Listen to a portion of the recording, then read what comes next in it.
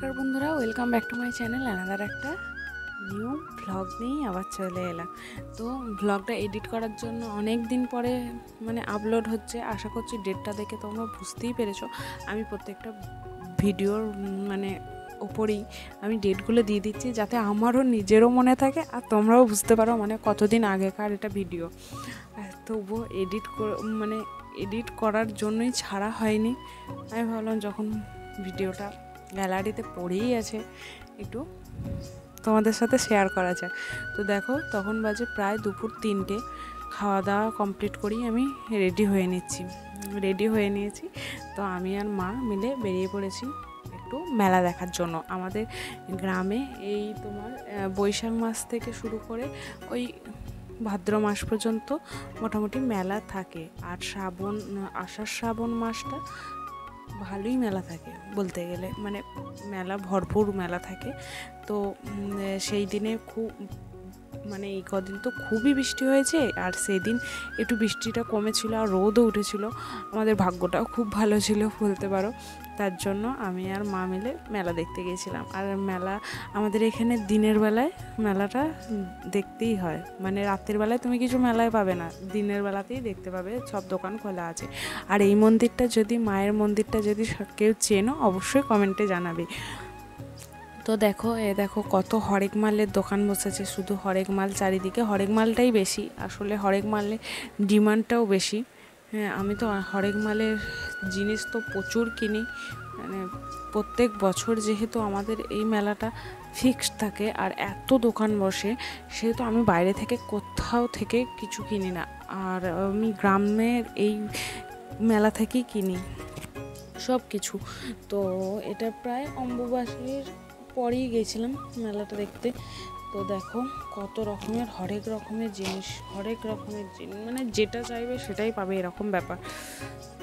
তো মেলাটা তো ঘুরছি, আর আমার তো মেলা ঘুরতে বা কোনো জায়গায় ঘুরতেই খুব ভালো লাগে। আর প্রেগনেন্সিতেও যে আমি এইভাবে ঘুরতে পারছি ভগবানের ইচ্ছাতে, এইটাই তোমাদের আশীর্বাদে, সবার আশীর্বাদে আমি যে ঘোরাফেরা করতে পারছি নিজের ইয়েতেই। সত্যি আমার নিজেরও খুব ভালো লাগে, আর ঘুরতে তো ভালো লাগেই। তো পুরো মেলাটায় দেখো, এখনও কিছু কেনাকাটি সেরকম করিনি, শুধু ঘুরে ঘুরে দেখছি। আর জিনিস তো অঢেল জিনিস। আর মেলা দেখতে কে কে পছন্দ করো আমার মতো, অবশ্যই কমেন্টে জানাবে। কেন কি আমার তো মেলা দেখতে খুব ভালো লাগে, কিছু জিনিস কিনি না কিনি, তবুও আমি মেলাতে যাব, মেলা দেখবো। আর তার উপরে এখানে ছিল এত কাদা, জল কাদার মধ্যেও আমরা মেলা দেখেছি। ভাবা যায় এত মেলা, অঢেল মেলা। আমাদের ওই চত্বরটায় একটু জায়গাও ফাঁকা থাকে না, সমস্ত জায়গাটায় মেলা বসে। আর যদি তোমরা কেউ আসতে চাও, অবশ্যই আসতে পারো, মায়ের মন্দিরে পুজো দিয়ে মেলা ঘুরতে পারো। আর মাকে উদ্দেশ্য করেই আমাদের এই মেলাটা বসে। আমাদের গ্রামের এটাই প্রধান উৎসব বলতে পারো। আর এই সময় খুব বড় করেই মেলা বসে। আর আমাদের মেলাটা দিনের বেলাতেই দেখতে পাবে, যেহেতু দর্শনার্থীরা দিনের বেলাতে আসে, পুজো দেয়, মায়ের পুজো দেয়। আর দিনের বেলায় মেলাগুলো ওপেন থাকে। তুমি সন্ধ্যের পরে এলে খুব বড় বড় দোকান ছাড়া ছোটোখাটো দোকানগুলো চট করে খোলা থাকে না। এই হরেক মালের দোকানগুলো খোলা থাকে, আর তাছাড়া দোকানগুলো প্রায় বন্ধ থাকে। আর এখানে মায়ের মন্দিরের সামনেই পুজো কিনতে পাওয়া যায়। আর জিনিসও তো অঢেল জিনিস, ঘরোয়া জিনিস বলো, ঠাকুরের সরঞ্জাম বলো, সমস্ত কিছু মেলার মধ্যেই পাওয়া যায়। আর একটু বার্গেনিং করতে হয়, করতে তো চাই না, একই ফিক্সড দাম বলে। আমরা অবশ্য এই মেলা থেকে খুব কমই কিনে, আমাদের একটা ফিক্সড এখানে দোকান আছে, সেখানে সব কিছুই পাওয়া যায়, খুব সুন্দর জিনিস। আর ভালো দামও সেরকম কম সময়ের মধ্যেই নেয়, সমস্ত কিছু জিনিস পাওয়া যায়। আমরা সেই দোকান থেকেই সমস্ত কেনাকাটা করি, আর সেই জন্য আমাদের বাইরে কোথাও যেতেও হয় না আর কিনতেও হয় না।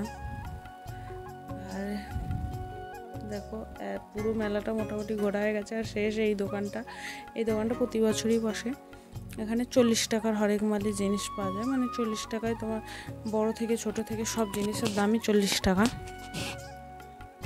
তো ওখান থেকেই কয়েকটা জিনিস নিয়েছিলাম, আর বেশি কিছু নিইনি।